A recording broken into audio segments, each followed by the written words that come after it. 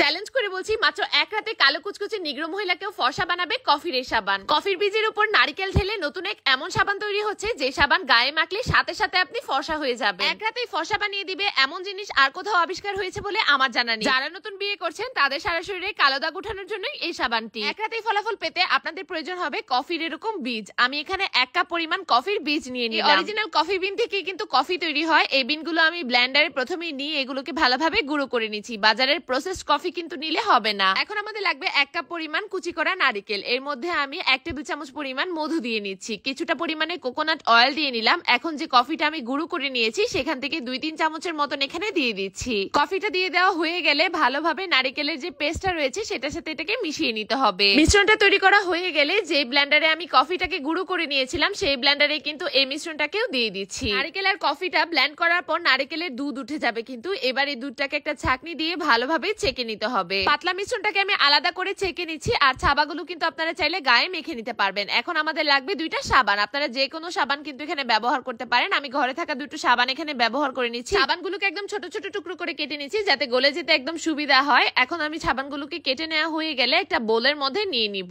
আমি এখানে একটা কাচের বোল ব্যবহার করছি। আপনারা কিন্তু চাইলে স্টিলের যে কোনো ধরনের বাটি ব্যবহার করতে পারবেন। 1 বাটি পরিমাণ সাবান কিন্তু এখানে হয়েছে। এবার একটা প্যানের মধ্যে আমি পানি দিয়ে দিচ্ছি যাতে বাটিটার অর্ধেক পর্যন্ত গা ঘেঁষে থাকে। এবার বাটিটাকে পানির উপর বসিয়ে দিচ্ছি। কাজটা একটু ধৈর্য সহকারে করতে হবে। আপনারা যে ধরনের সাবান নেবেন গলার কনসিস্টেন্সিটাও কিন্তু সেরকম হবে। কিছু সাবান কিন্তু তাড়াতাড়ি গলে যাবে আর কিছু সাবান গলতে কিন্তু দেরি হয়, তাই গলার টাইমটা আমি এখানে বলছি না। এখন আমার গলা হয়ে গেলে ভালোভাবে বাটিটাকে আলাদা করে নিয়ে তাড়াতাড়ি যে কফির মিশ্রণটা আমি রেডি করেছি সেটাকে এর মধ্যে ঢেলে দিচ্ছি। গরম গরম অবস্থাতে ভালোভাবে মিশিয়ে নিচ্ছি। এটাকে ভালো করে মিক্স করতে হবে, তা না হলে কিন্তু হবে না। সাবানটা যে কতটা জাদুর মতন কাজ করবে আপনি নিজেও কল্পনা করতে পারবেন না। ভালোভাবে মিক্স করা হয়ে গেলে 2টা আমি 1 টাইম কাপ নিয়ে নিচ্ছি। আপনারা যে কোনো ধরনের মোল্ডে কিন্তু এটাকে সেট করতে পারেন। 1 টাইম কাপ হলেই ভালো হয়। আর বড় বড় 2-3টা আমি কফির দানা এখানে দিয়ে দিচ্ছি। এর উপর দিয়ে কিছুটা পরিমাণ নারকেলও আপনারা চাইলে দিয়ে নিতে পারেন। আমিও একটার মধ্যে দিচ্ছি, বাকিগুলোই দিচ্ছি না। এবার যে সাবানের পেস্টটা আমি তৈরি করে রেখেছি সেটা কিন্তু এর উপর দিয়ে দিচ্ছি। যতটুকু সাইজের আপনারা সাবান বানাতে চান ততটুকু পরিমাণেই কিন্তু এখানে আন্দাজ অনুযায়ী দিয়ে নিবেন। আমি 3টা কাপ ভরে ভরে কিন্তু সাবানটাকে বানিয়ে নিচ্ছি। এবার এটাকে সেট করে নিব আধা ঘন্টার জন্য।